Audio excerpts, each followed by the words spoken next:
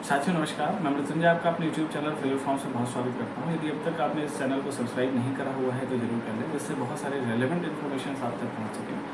आज world health day भी है और आपको पता ही है कि स्वास्थ्य सबसे महत्वपूर्ण संपदा है आपकी। तो स्वस्थ रहें, खुश रहें, माई हेल्थ माई राइट ऐसा समझें और इस कैंपेन को आगे बढ़ाएं और आपका स्वास्थ्य सही रहे, ये बहुत ज़रूरी है कोई भी चीज़ लाइफ में अचीव करने के लिए। आइए जिस लिए मैं आपको ये वीडियो बना रहा हूँ, मैं आपको वायरल कर रहा हूँ। देखिए CUT UG करेक्शन चल रहे हैं। CUT UG में 3 दिन से करेक्शन 3 दिन की कुल मिला के डेट विंडो ओपन हुई है। कल 6 तारीख से शुरू हुआ था। आज ही लास्ट डेट होनी थी, लेकिन MT ने उसमें 1 दिन का और एक्सटेंशन करा हुआ है। लास्ट डेट आज नहीं है, लास्ट डेट है कल 8 तारीख को।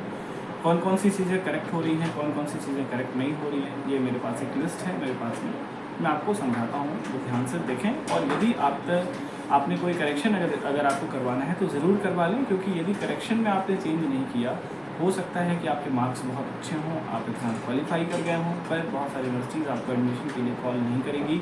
पिछली बार भी ऐसा ही हुआ। बहुत सारे कैंडिडेट्स के फॉर्म कहीं और से उन्होंने भरे हुए थे, गलत भरे थे। हम लोगों ने उस पर करेक्शन किया था। उस लोगों को नहीं भी पता था, वो रियल टाइम में एडमिशन के वक्त में वो हमसे कांटेक्ट करते हैं, पर उस समय कुछ हो नहीं पाता है। आइए बात करते हैं कि कौन कौन से पर्टिकुलर्स में करेक्शन संभव है। सबसे पहले तो मैं बता देता हूँ क्या चेंज नहीं होगा। जो चेंज नहीं होगा उसकी लिस्ट में है phone number, email ID, present और परमानेंट एड्रेस और इमरजेंसी कॉन्टैक्ट नंबर। ये चेंज नहीं होगा। इसके अलावा जो बदल जाएगा वो बड़ा महत्वपूर्ण है और सब कुछ बदल रहा है, जैसे कि आपका नाम, माँ पिताजी का नाम, हाई स्कूल और इंटर से मार्कशीट से रिलेटेड जो भी रिलेवेंट इन्फॉर्मेशन है वो सब बदल रही है। इसी के साथ साथ date of birth, gender, category, ध्यान दें, gender, category, date of birth सब चेंज हो जा रहा है, सब चेंज हो जा रहा है। साथ ही साथ सब कैटेगरी, यदि आपका जो फिजिकली हैंडीकैप वगैरह का सर्टिफिकेट्स लगाना हो, कुछ ऐसा करना हो, कोई अपडेट करना है कैटेगरी से रिलेटेड, वो सब हो जाएगा।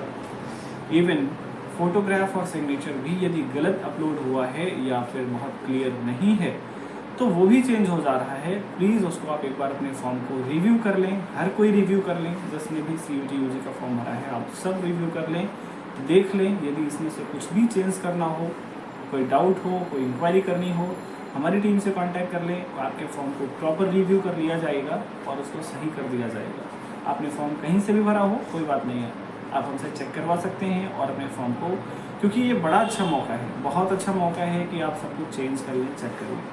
दूसरा, एग्जामिनेशन सिटी का सिलेक्शन भी यदि आपने पहले कुछ और किया है तो वो भी बदल सकते हैं। और मीडियम ऑफ एग्जामिनेशन भी यदि गलत हो गया हो, जैसे आपकी प्रिय भाषा हिंदी है और गलती से ध्यान नहीं दिया आपने और इंग्लिश चूज़ कर लिया, या आपको इंग्लिश करना था बाई डिफ़ॉल्ट वो हिंदी हो गया है, या किसी और लैंग्वेज में आपको एग्ज़ाम देना है, जो भी है वो भी चेंज कर लें। एक चीज़ ध्यान देना है इसमें, जो सबसे महत्वपूर्ण बात ये है, कई बार जो आप यूनिवर्सिटीज़ का सिलेक्शन करते हैं, देख लें पहले कि आपकी जो डिज़ायर्ड यूनिवर्सिटीज़ हैं उसमें शामिल हैं कि नहीं, जो आपने चूज़ किया है। और जो तब सबसे महत्वपूर्ण है कि किसी विश्वविद्यालय का कोई पर्टिकुलर कोर्स आपने जो चूज़ किया है, देख लीजिए कि उसमें जो सब्जेक्ट्स मांगे गए हैं, डोमेन सब्जेक्ट हो, लैंग्वेज पेपर हो, जनरल टेस्ट हो, इन सभी के संदर्भ में आप बहुत ध्यान से देख लें कि आपने वो विश्वविद्यालय की एलिजिबिलिटी क्राइटेरिया को फुलफ़िल किया है कि नहीं।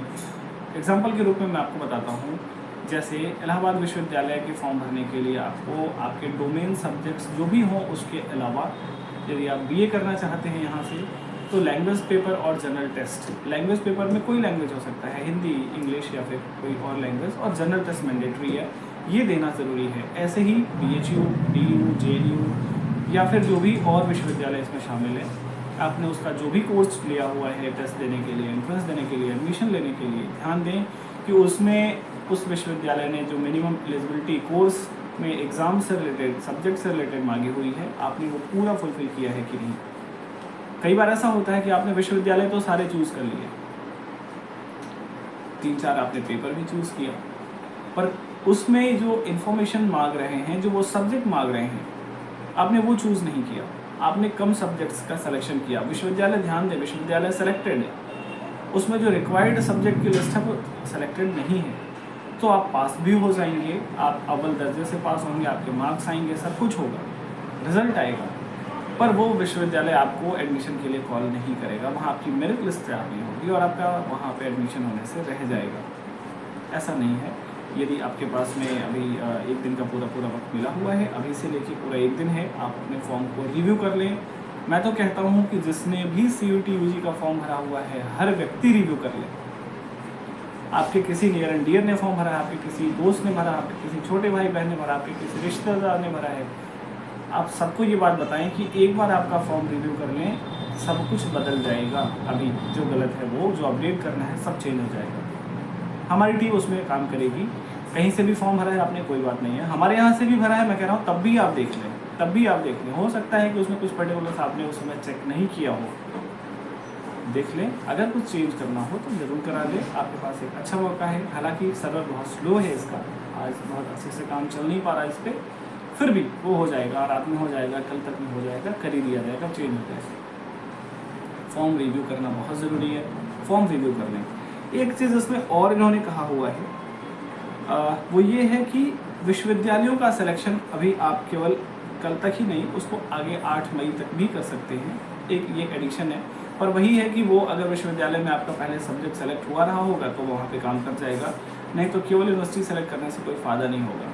पर अगर आपने नंबर ऑफ़ सब्जेक्ट्स, जो डोमेन सब्जेक्ट हैं, लैंग्वेज पेपर है, जनरल टेस्ट है, इन सब कुछ सेलेक्ट किया है और किसी पर्टिकुलर यूनिवर्सिटीज़ में एडमिशन लेने के लिए आप पात्र हैं इसके आधार पे, तो आप बाकी विश्वविद्यालयों की लिस्ट को और आगे बढ़ा या कम कर सकते हैं। ध्यान रखें, ऐसा सब कुछ करने के बाद में एक और चीज़ आ जाएगी कि आपका इन चेंजेस का इम्पैक्ट फीस पे पड़ सकता है। अगर कोई आप सब्जेक्ट बढ़ा रहे हैं या कम कर रहे हैं, या यूनिवर्सिटीज़ का सिलेक्शन ज़्यादा करके डोमेन सब्जेक्ट जैसे 3 से ज़्यादा आप 4 और 5 कर रहे हैं, तो वहाँ पे आपके ये फीस एक्स्ट्रा एड ऑन हो सकती है, वो एक चीज़ है। तो आज ये बड़ी महत्वपूर्ण बात थी, मुझे आपसे करना था। फिर हम अगले वीडियो में मिलते रहेंगे, आपको बहुत सारी इन्फॉर्मेशन देते रहेंगे। ध्यान रखें, आज है विश्व स्वास्थ्य दिवस। हमारी शुभेच्छा है, हमारी आकांक्षा है, हमारी अपेक्षा है और हमारी सबके लिए शुभकामनाएँ हैं। आप सब लोग अपना खूब ख्याल रखें, अच्छे से अपने लाइफ को सेलिब्रेट करें, एंजॉय करें।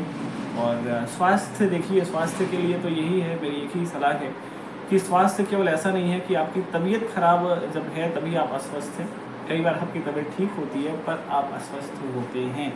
तो ध्यान रखें कि स्वास्थ्य के सही हेल्थ एक्चुअल में जो होता है, सही स्वास्थ्य होने के कौन कौन से कारक हैं, कौन कौन सी ऐसी चीज़ें हैं जो आपके हेल्थ को बेहतर रखने में हेल्प करती हैं, सभी की आप एक बार सभी को देख लें।